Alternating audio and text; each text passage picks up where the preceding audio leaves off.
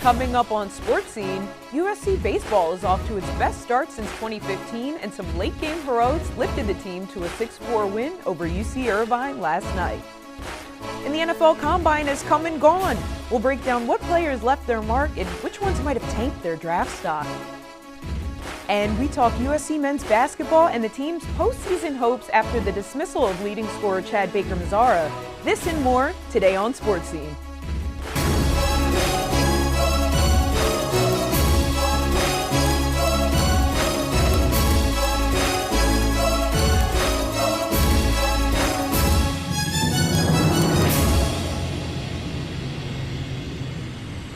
Welcome back to Sports Scene. I'm Nikki Thomas. I'm Alana Morgan. And I'm Kyle Loquet. USC Baseball is riding on their high horse after still being undefeated on the season. The Trojans are currently 12-0 after winning their 4-game road trip over Cal Poly last week and recently defeating UC Irvine. The Trojans have gotten off to their best start in over a decade since 2015. They've matched a program record start and are currently one of 2 undefeated teams left in NCAA D1 baseball. Avery Covarrubias steps up to bat, and USC you later as he helps to put the Trojans on the board early in the first inning. Then Augie Lopez answered back in the second with a deep home run to right field to cut the lead to 1 run. After being all tied up 4-4 in the bottom of the 8th, the Trojans put themselves back in position to get the win over UC Irvine. Some top performers were Augie Lopez, who had 2 RBI, 1 home run, and scored 1 run. Jack Basier contributed with 1 RBI, a double, and a triple. Sax Matson was holding his own on the mound, getting the save while having 2 strikeouts and not allowing a single hit.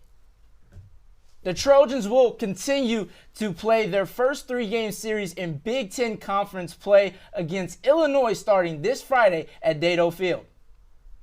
Illinois is currently ranked 6th in the Big Ten and hosts a 7-4 record on the year. The Fighting Illini are currently on a 5-game winning streak, taking the crown in the Greenville, South Carolina tournament, and will be trying to give USC its first loss of the year. We talked about some baseball, but now let's send it over to Liam to take a look at the lineup card and break down some X's and O's. Despite losing key players from last season, USC Baseball is off to a 12-0 start, its best since 2015, which means we're trading the playbook for the lineup card in today's edition of X's and O's. I'm Liam Irvin. As always, let's break things down.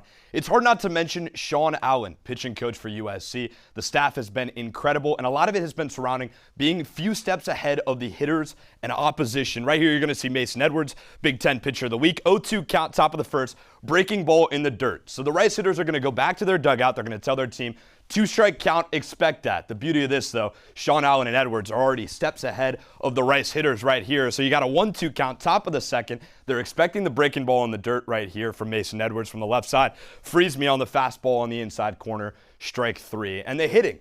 They've understood their role. Different team construction there last year, playing small baseball. Check this sequence out. Bottom of the third, 2-2 count. They're going to put a hit and run with Covarrubias on first base. Takeuchi drills one down the left field line. And you got the runners in motion going second and third. Now you got second and third manufactured with nobody out. It's Augie Lopez's turn now. Do your job. Put the ball in play, trade it out for a run. And that's exactly what Lopez understands in this situation. He's got an 0-1 count. And look, not his best swing of the year so far. He nubs it off the end of the bat, but he does his job. Puts the ball in play, and fortunately enough on the back end, gets an error. Now it's Adrian's turn. Runners on first and third. Same situation, 0 down. You got to put the ball in play. He slaps it to the shortstop. It's going to be a double play ball, but throughout that inning, you trade 2 outs, 2 runs, and 1 hit only. That's playing small ball. Also, number 1 in the country in team ERA so far at 1.45, and one of 2 undefeated teams. So while USC Baseball is making noise at Dedeaux Field, several former Trojans are hoping to do the same after competing in the NFL Combine. Nikki has more. Thanks, Liam. Stellar as always. And yes, the NFL Combine was this weekend in Indianapolis. And less than 2 months out from the draft, all eyes were on college football's top emerging talent, including a few USC Trojans. Makai Lemon garnered a 6.70 prospect grade at the Combine and often draws comparisons to fellow Trojan Amon-Ra St. Brown and former Ohio State Buckeye Jackson Smith-Njigba. Let's hear from Lemon on how he thinks USC prepared him for NFL success. Yeah, they prepare me, super well. Even as a player, and as a person as well. The type of offense, Link brings to, the type of mentality you gotta have to, be on that team, and then, as a person, they just want the best for you, and I'm super grateful to, be there for my college career. Fellow receiver Jacoby Lane's draft stock is way up after his combine performance this weekend. He's shown in the gauntlet and showcased some of the acrobatic catches that have become a regular part of his game. Here's what Lane had to say about his versatility as a receiver. Yeah, I think being able to be a bigger receiver, you kind of get put in that one-trick pony category, only a red zone type of guy. But I take everything serious in my game. I'm a very big route technician, and then when it comes down to it, I try not to just be labeled as a guy that's only there for the jump balls. But at the same time, when that ball is in the air, it's a different story. So being able to have that in my bag is something that I take very serious.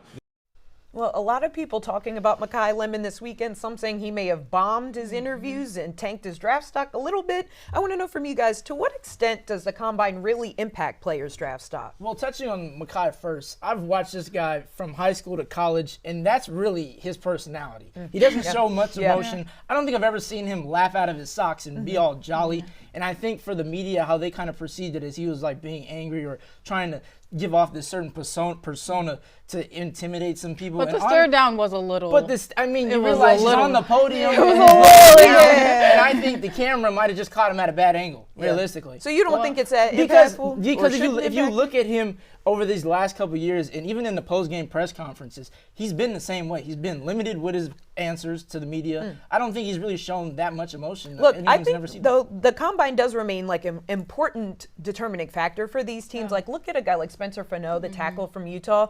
Really high draft stock, I think, coming into the combine. But he's got the short arms and the small hands. We just fried Will Campbell up for weeks for those short arms. This guy's arms are shorter. And when you're a tackle, your most important job, right, is to create space. It's to reach, right? Look at those like long-standing tackle duos like Lane Johnson and Jordan Mailata. It's all about that reach. Not only do you need to use your arm length for pass protection, but you really need to be able to push in the run game. I would not be surprised if his draft stock goes down and teams are looking at him a little sideways. Now, on the other side of that, improving, Mike Washington Jr. had an elite 40-yard dash. So that's like another end of it. We see players who are able to improve. Not only did he have a great 40-yard dash, but he also had a great vertical as well. Broke down in tears. We see that emotion. So to get that opportunity to kind of showcase themselves in another way, I think is really impactful for these players. And we saw it firsthand with him. Fastest time in the 40-yard dash alone. So I think it's great to help a lot of those players that aren't going to be in the top pick improve and kind of get up there like him. I think for the combine as a whole, it allows players to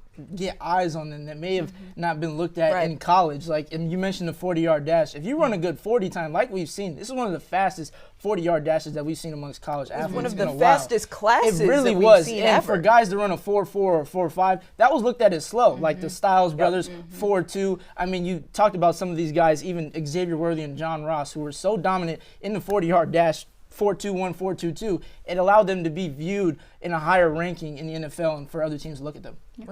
Well, USC's Pro Day is next Thursday, which will give these and other young prospects another opportunity to show off their skills ahead of next month's NFL draft. Now, it's been a tough stretch for USC men's basketball. The Trojans are currently on a 5-game losing streak, with their most recent loss coming against number 12, Nebraska.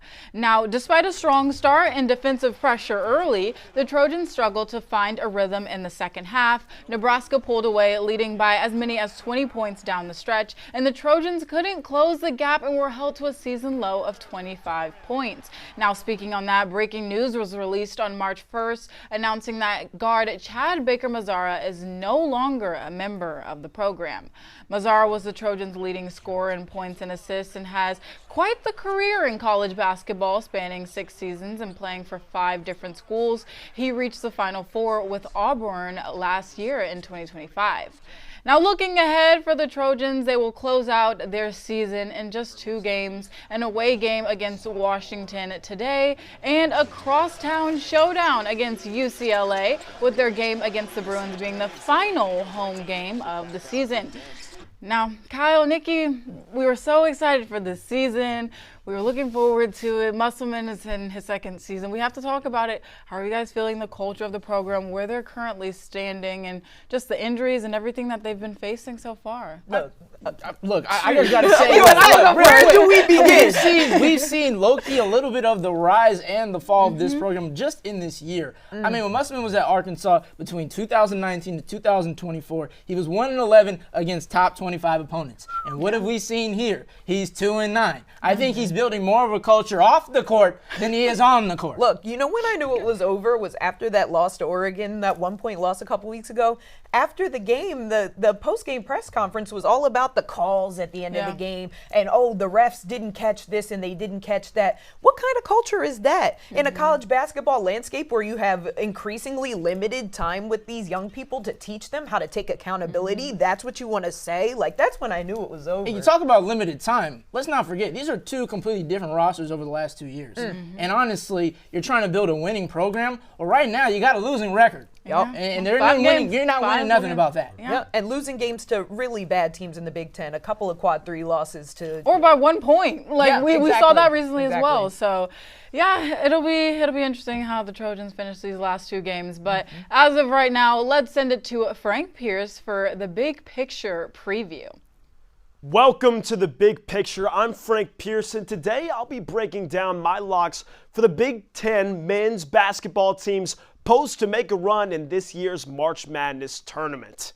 Now, I'll start it off with the obvious. The Wolverines are on a tear. Michigan currently sits at the top of the conference at 17-1 in Big Ten play and are 27-2 overall. Not only is their record incredible, but they have yet to lose on the road. Nationally, the Wolverines are currently ranked 2nd. Why? Because when Michigan goes to dinner, everybody eats. They've got 4 guys averaging double-digit points, and they've got around 7 boards per game. These Wolverines are the real deal, and they're going to show out in March. Now, let's move down to Champaign, Illinois. The Fighting Illini are my second pick from the Big Ten to make moves in March. They boast an impressive record beating number 8 Michigan State and number 9 Nebraska on the road. They're currently sitting at 22-7 nationally and 14-5 in Big Ten play. It's because of this guy, Keaton Wagler. He leads Illinois in points and assists. He may not be as Irish as this redhead, but my God, when he pulls up from 3, he sees Irish spring green. These 2 teams are obvious favorites from the Big Ten to make a run in March, but let's talk about a school that's beat them both. Badgers are my sleeper pick to make a run in March. They beat number 8 Michigan State by 21. They beat number 11 Illinois in a close OT game, and they are Michigan's only Big Ten loss. But the best part, they beat them in Ann Arbor. It's looking like July and March because these Badgers are going to be fireworks come tournament time. Those are my 3 picks from the Big Ten to make a run this postseason. Back over to Nikki for some news about the Trojans women's basketball team. Thanks, Frank. In its final regular season matchup, USC women's basketball fell 73-50 to crosstown rival UCLA in a contest where no Trojan scored over 12 points. Charlize Ledger-Walker led the charge for the Bruins on Sunday with 20 points and 6 rebounds. Only 2 players scored in double figures for the Trojans, sophomore guard Kennedy Smith and recent Big Ten Freshman of the Year award winner Jazzy Davidson.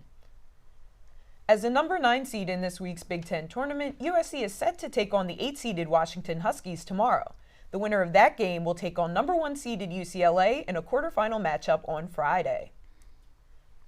USC's last outing against Washington was the Trojans' Big Ten season opener, a 59-50 win for the Trojans at Galen Center back on December 6th.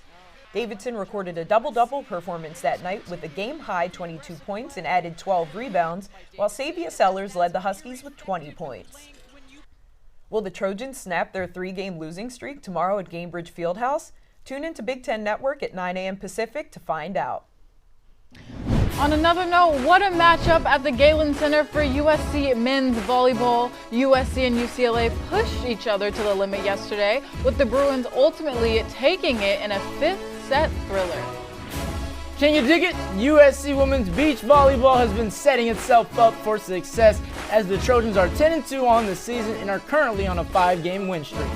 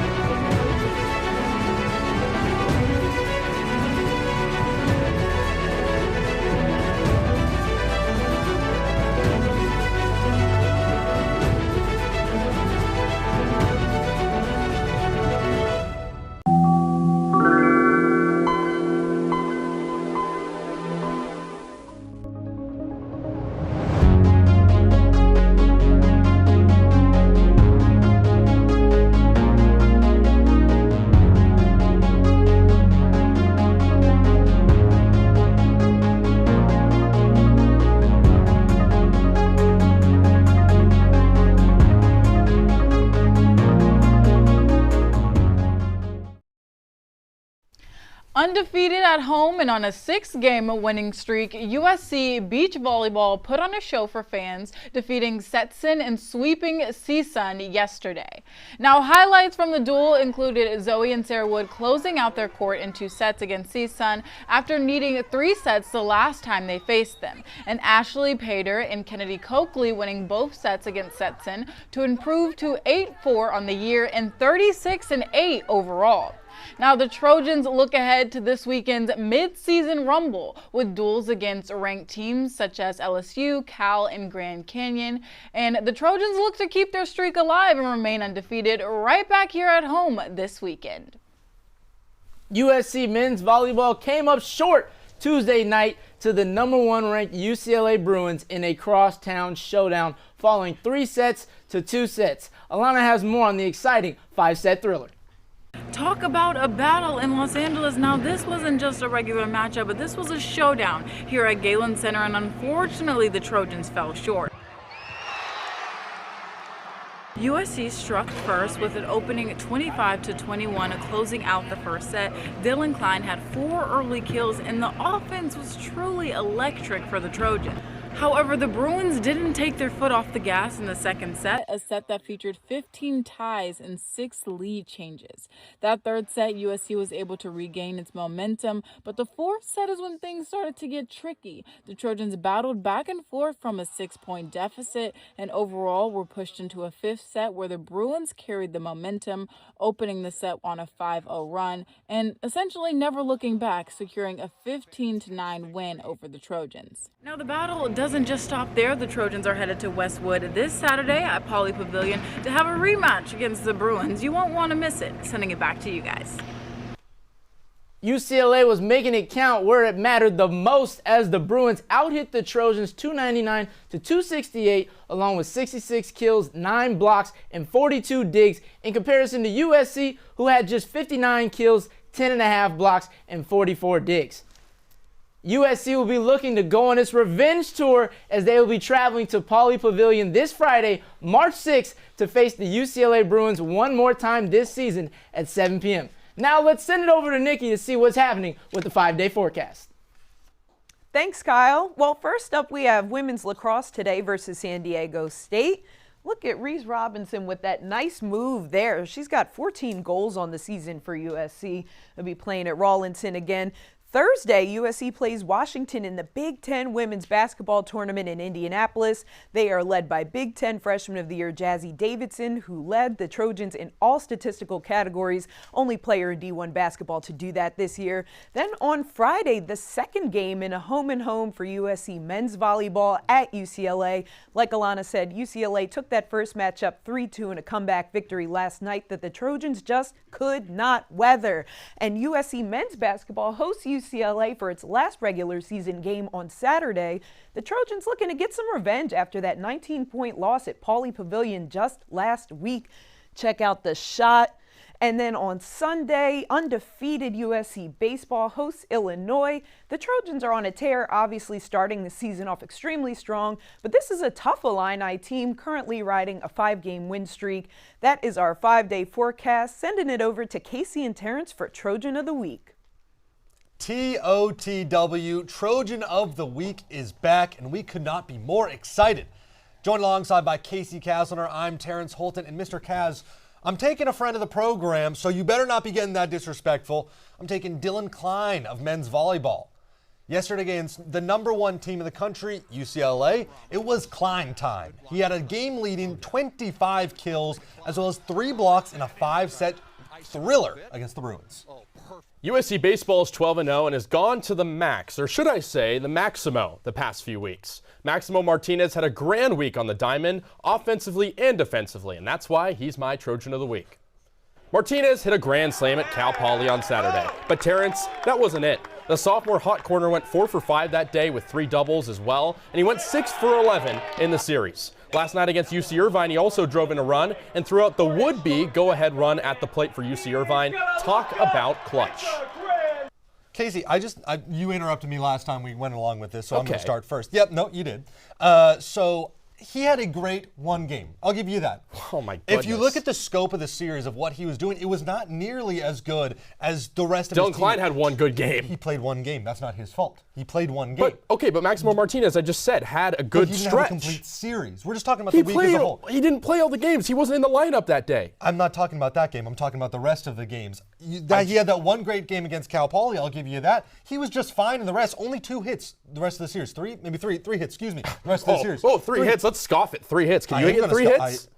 And what he did yesterday. You can't get 25 kills, though. That's not a great standard. What did he do? What did he do yesterday? He threw out what would have been the go-ahead run for UC Irvine at the plate at third base. A clutch defensive play, and he drove in a run. He had 1 hit in that game. He was not good in that game against UC Irvine. Let's also talk about He drove in a run. He had 1 good hit. I'll give you that. Let's also talk about just the level of competition. USC Baseball is playing Cal Poly, a mediocre, under 500 Cal Poly team. They're still a very solid team. They are 4-6. The Mustangs are very solid. 4-6. We're early in the year. 4-6. And UCLA men's volleyball.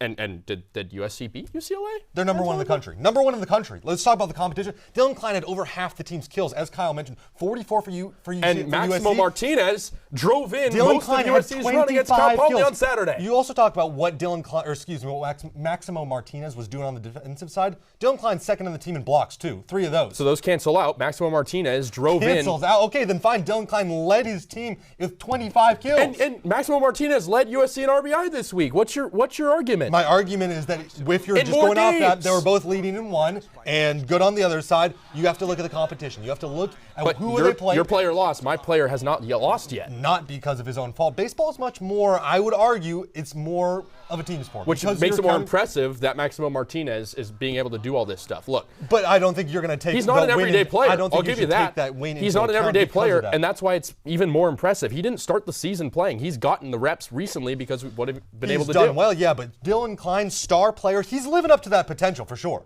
I didn't say he wasn't, but he's not the Trojan of the week. But if you're going to use that standard, I'm just saying. He's not the Trojan of the week. I did strongly, vehemently disagree. You got to win your game to be the Trojan of the week. You certainly do not. Yes, you do. I disagree. And that was their only game this week. It's too small of a sample size. That's ridiculous. Well, so is your take. Just like the baseball team, I'm still undefeated against Terrence. That's not surprising. But coming up next on Sports Scene, the World Baseball Classic is coming up. It hits the world stage. We'll look at the upcoming slate. And we had a Trojan turned Olympian sit down with us in studio. We'll be right back.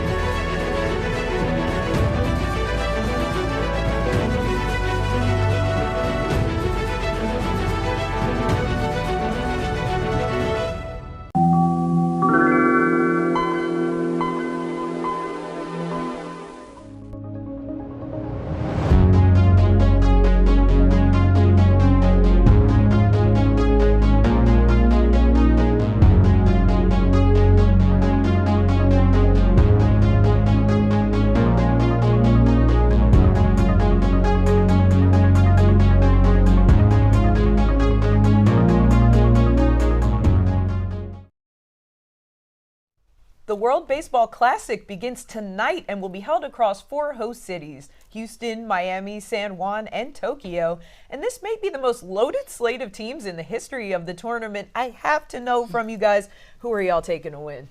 I mean, it's obvious, Team Japan, 3-time champs. Like, how can you not say Team Japan? Obviously, they're the favorite.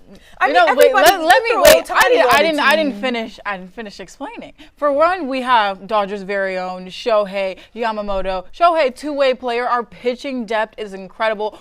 15 players returning from the previous championship team. Like, honestly, I don't think it gets any better than that. You could throw Shohei Ohtani on my little league softball team, and y'all would take him to win in the World Baseball Baseball Classic. Like, No, it's no, a we're team going- sport. It's a team sport. And I'm not trying to be a homer, but Team USA has the most talented team. They got both Cy Young winners from both leagues. They've got 3 different guys that hit over 50 home runs a season and one who hit 60. I just don't know how you don't take Team USA. Well, this is who I'm taking. Platano power, baby. Let's go. Man, Dominican man. They are Republic. stacked. They are look, stacked, Look, Loki. they are very stacked. Yeah. Julio Rodriguez, heavy hitters on this team. Vladimir Guerrero Jr., Juan Soto. They just played the Tigers recently. I mean, they won 12-4, had 19 hits, looking to do some damage in this World Baseball Classic, but that's my favorite to win. They're going out for redemption. I think when they played in 2023, when they played in the World Baseball Classic, they lost to Venezuela,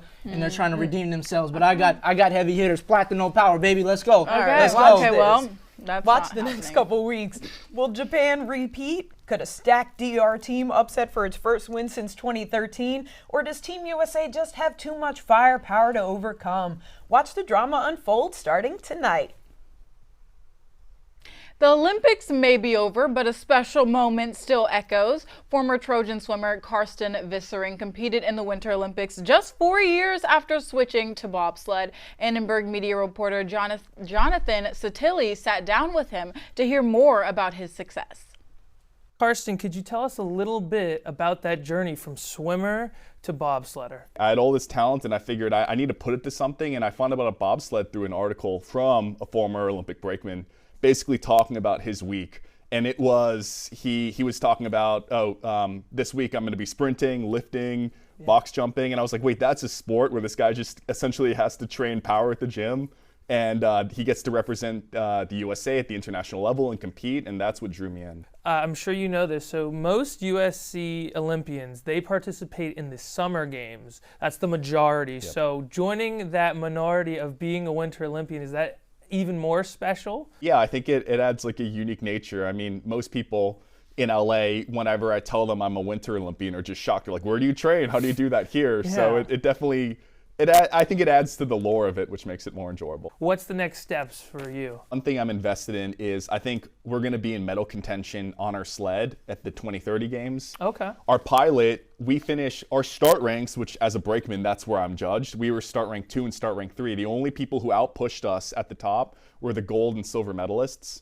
When I was an NCAA swimmer, on the relay we won NCAAs in, I had the fastest recorded 50-yard breast. Oh, wow. And that was not an Olympic event at the time. But for the LA games, it is now the 50 will be an official Olympic event. Wow. So I've had pressure from people saying, hey, how would you like to join the summer-winter dual Olympic status? Which for me, I need to operate on like big goals that motivate me. Like if it's just to do it, it won't be enough. But I like have to set the standard like, oh, let's go. If we're going to come back, it's got to be for a medal. That's all the time we have today with Karsten. Karsten, thank you so much for being here. My name is Jonathan Satilli, signing off.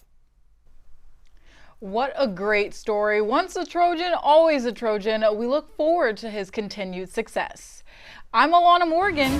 I'm Kyle Loquet. And I'm Nikki Thomas. We'll see you guys same time next week, and make sure to follow ANN Media Sports on Instagram and X for all of our USC sports coverage.